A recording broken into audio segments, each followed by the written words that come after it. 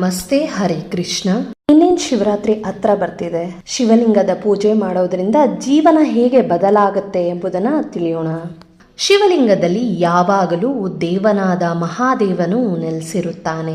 ಲೋಕಾನುಗ್ರಹಕ್ಕಾಗಿ ಶಿವಲಿಂಗವನ್ನು ಪೂಜಿಸಬೇಕು ಎಂದು ವಾತುಲಾಗಮ ಗ್ರಂಥವು ಹೇಳುತ್ತದೆ.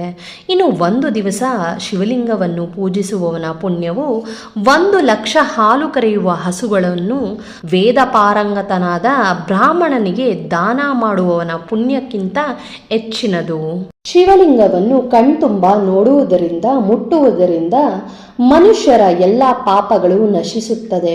ಆದ್ದರಿಂದ ತನ್ನ ಪ್ರಗತಿಯನ್ನು ಅಪೇಕ್ಷಿಸುವವನು ಒಂದೇ ಮನಸ್ಸಿನಿಂದ ಜೀವ ಇರುವ ತನಕ ಪ್ರತಿಜ್ಞೆಯನ್ನು ಮಾಡಿ ಒಂದೇ ಮನಸ್ಸಿನಿಂದ ಶಿವಪೂಜೆಯನ್ನು ಮಾಡಬೇಕಾಗತ್ತೆ. ಇನ್ನು 100 ಕೋಟಿ ಯುಗಗಳ ಕಾಲ ಪ್ರತಿಮಾರ್ಚನೆಯನ್ನು ಮಾಡುವುದರಿಂದ ಯಾವ ಪುಣ್ಯವಿದೆಯೋ ಅದನ್ನು ಅರ್ಧಗಳಿಗೆ ಶಿವಲಿಂಗದ ಪೂಜೆ ಮಾಡೋದರಿಂದ ಪಡೆಯಬಹುದು.